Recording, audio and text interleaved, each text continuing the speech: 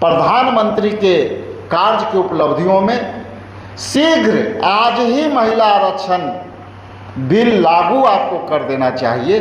Centre पे जाने के पहले धुलाई और पिटाई करते हैं, ये सभी लोग देख रहे हैं। सर 10,546 किसानों ने आत्महत्या की है, जो कहीं से भी जायज नहीं। करके वाहवाही तो ले ली, लेकिन एनसीआरबी के 2024 के आंकड़ों के अनुसार 10,546 किसानों ने आत्महत्या की है, जो कहीं से भी जायज नहीं ठहराई जा सकती। ये भी उन्होंने वादा किया था, वादा भूल गए होंगे, तो प्रधानमंत्री के उस उपलब्धियों में इसे भी शामिल करना चाहिए।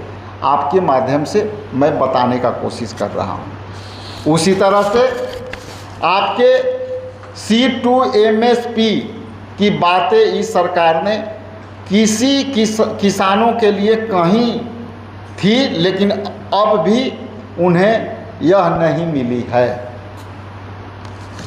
अब आते हैं महिलाओं के आरक्षण पर, महिलाओं के अधिकारों पर, जो उन्होंने लगातार महिलाओं के लिए चर्चा किया। आपको पता है कि लोकसभा और राज्यसभा के सत्रावधि जो हाल ही में संपन्न हुए, उसमें उन्होंने जो विधेयक, महिला आरक्षण विधेयक बिल 2023 में लाए गए थे, उसके बावजूद भी उन्होंने इसके चर्चा के परिक्षेत्र में रखा, चर्चा में लाया। तो मैं याद दिलाना चाहता हूं कि साहब 2023 में हमारे नेता और हमारे यूपी अध्यक्षा सोनिया गांधी जी, राहुल गांधी जी और हमारे खड़गे साहब ने लगातार इसका संघर्ष का रूप दिया और लोकसभा में महिला आरक्षण बिल 2023 में लागू किया। मैं आपको याद दिलाना चाहता हूं कि प्रधानमंत्री के कार्य की उपलब्धियों में शीघ्र आज ही महिला आरक्षण बिल लागू आपको कर देना चाहिए, ताकि आपके अमृतकाल में महिलाओं के प्रति जो महिला सशक्तिकरण की जो आपने वादे किए हैं, वो वादा तुरंत प्रभाव से लागू हो और आई उपलब्धियां में आप तुरंत तत्काल इसे लागू करिए। हम आपको मांग करते हैं, आपको याद दिलाते हैं और एहसास कराते हैं कि इसको लागू कर देना चाहिए। वादों में नहीं रह करके इसको लागू करने की समय आ गई है। हम जानते हैं कि इन सब बातों से उन्हें कोई फर्क नहीं पड़ेगा, लेकिन यदि आप वादा किए हैं तो वादा यदि आप भूलेंगे तो विपक्ष के काम है।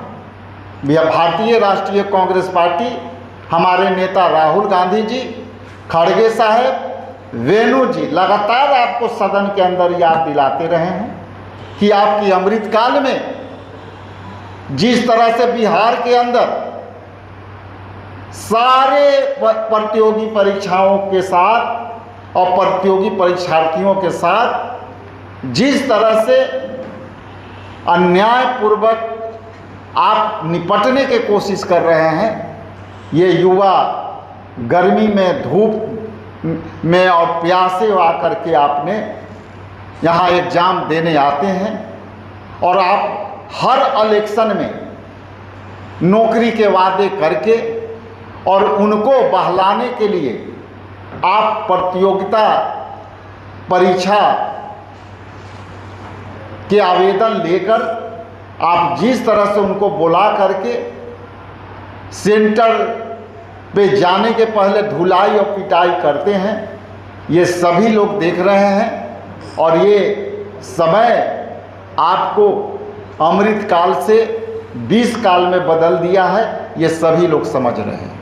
आज की घटना की चर्चा हम करना चाहेंगे कि जिस तरह से प्रतियोगी एग्जामिनेशन देने आए लोगों ने के सहयोग सरकार से नहीं मिलने के कारण दूसरे तरफ आप सेंटर की व्यवस्था ऐसा किए हैं कि आप नॉर्थ बिहार के सारे विद्यार्थियों के प्रतियोगी एग्जामिनेशन करने वाले विद्यार्थियों को साउथ बिहार बुलाते हो, सीमांचल में उनको परीक्षा देने के लिए भेज रहे हो, और दूसरे तरफ नॉर्थ बिहार में साउथ बिहार वाले को भेज रहे हो।